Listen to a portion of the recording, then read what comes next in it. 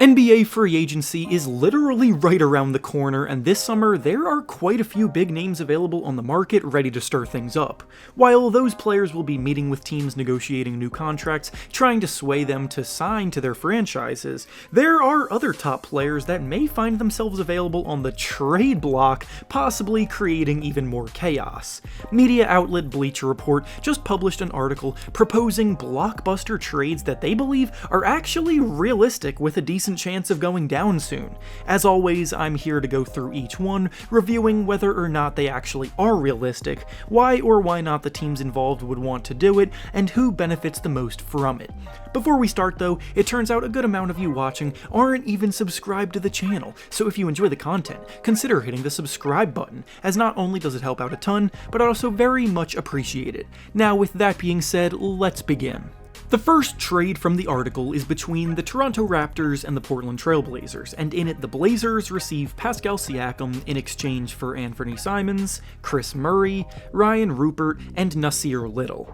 The latest in the Damian Lillard back-and-forth saga that I'm sure we're all tired of hearing about is that he's still committed to the team, and the front office assured him that they're going to try to take another swing to bolster the team around him. Pascal Siakam is definitely going to be a name to watch in the coming weeks, and his fit makes a lot of sense in Portland.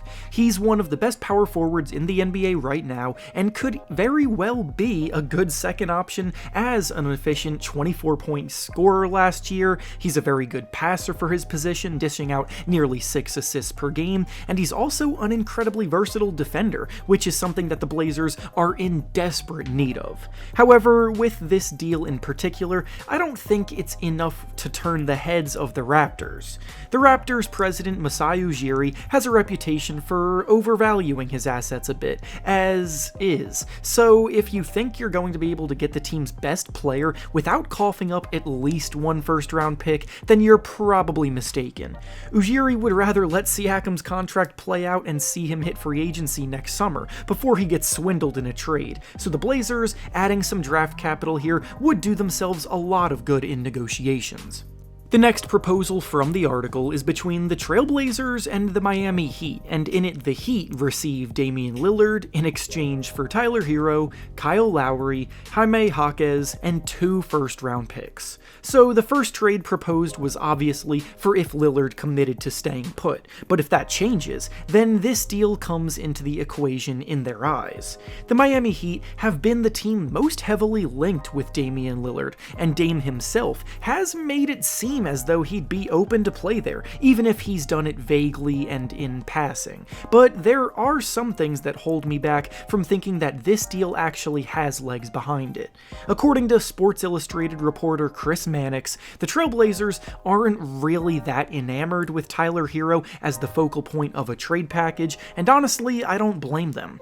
The 3 prospects they have to lead the way in their potential rebuild are all guards themselves, as Scoot Henderson, Shaedon Sharpe, and Anthony Simmons will all be staples in their backcourt rotation, and Hero's skill set becomes incredibly redundant when they could address other areas instead. Additionally, I'm not fully convinced that this is the best package that the Trailblazers would be offered, and at the end of the day, they will be looking for the best return possible. Kyle Lowry is way over the hill as a player and would likely be bought out if he were to be traded in this deal, and while Jaquez and the other first-round picks are intriguing, this isn't an unbeatable offer on the open market by any means. The next proposal from the article is between the New York Knicks and the Los Angeles Clippers, and in it the Knicks receive Paul George in exchange for RJ Barrett, Emmanuel Quickley, and 2 first-round picks. Reports have come out about the Knicks and Clippers discussing potential trades, but nothing substantial has come from it. Regardless, this proposal is obviously a result of that. Paul George's tenure with the Clippers hasn't exactly gone to plan because when he arrived, the expectation was that the Clippers would be competing for titles after pairing him and Kawhi Leonard together, but the duo have fallen well short of those expectations, with just 1 conference finals appearance in 4 seasons together, and injury woes holding moving them back 3 years in a row.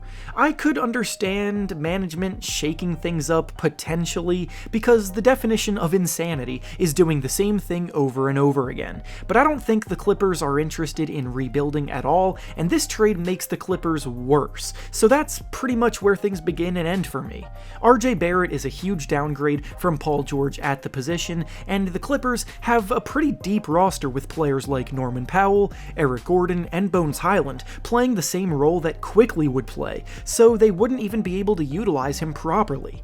Paul George would be terrific in New York, but this isn't moving the needle for the Clippers front office, at least in my opinion. The next proposal from the article is between the Los Angeles Clippers and the Phoenix Suns, and in it the Clippers receive DeAndre Ayton in exchange for Ivica Zubac, Robert Covington, and Nicholas Batum. DeAndre Ayton hasn't been happy in Phoenix for a while now, making it clear last summer when he tried to leave, before the Suns brought him back in restricted free agency. This is actually an interesting offer, because even though it doesn't seem like very good return for Ayton, the Suns are in desperate need of role players to surround their new star-studded trio with. Zubac may not be quite as good as Ayton, but he still holds things down defensively and on the glass, and Covington and Batum are both still capable 3-and-D veterans in positions of need off of the Suns' bench. I will say that I think the Suns can get more for Ayton, and if the Clippers do have interest in him, then I would be asking them to replace one of these three players in this proposal with Norman Powell, because Powell would serve very well in the Suns' sixth-man role, and he's reportedly been available on the trade block. The appeal for this trade comes from the Clippers swapping some of their expendable depth pieces for an upgrade inside, and while I think the Suns can do better with the addition of Powell in this trade offer, I think the idea in theory makes a lot of sense here for both sides. And finally, the last trade proposed in the article is between the Houston Rockets and the Brooklyn Nets, and in it the Rockets receive Ben Simmons, a first-round pick, and 2 second-round picks in exchange for Kevin Porter Jr. As if Ben Simmons' stock couldn't get any lower, here we are seeing hypothetical deals where his team literally needs to attach picks to him just to be able to dump his salary for an above-average talent. This is a guy who used to be a bona fide all-star two-way freak of nature, for crying out loud. It's crazy to see this hard of a downfall at such a young age, but at the same time I can't really argue against it after the last 2 seasons that he's had. Ben's love for the game has reasonably been questioned, his work ethic seems non-existent, and he's got a long road ahead of him to prove that he can return to the player that he once was. For the Nets, they do admittedly need more shot creation and playmaking in their rotation, as they are currently stocked up with wing players who play good defense but struggle to create their own offense, and Porter Jr. does give them some of that. Porter Jr. can be a bit erratic with his decision-making and shot selection, but the creativity and production are there as someone who just averaged 19 points and 6 assists per game last season.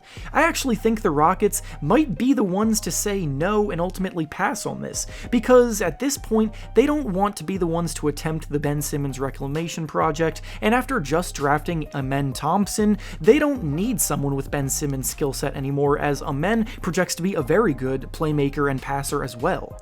And with that being said, that's all I have for you today. Make sure to like the video, subscribe to the channel, and comment down below what you think about these potential trades. Thanks for watching, and I'll see you all next time.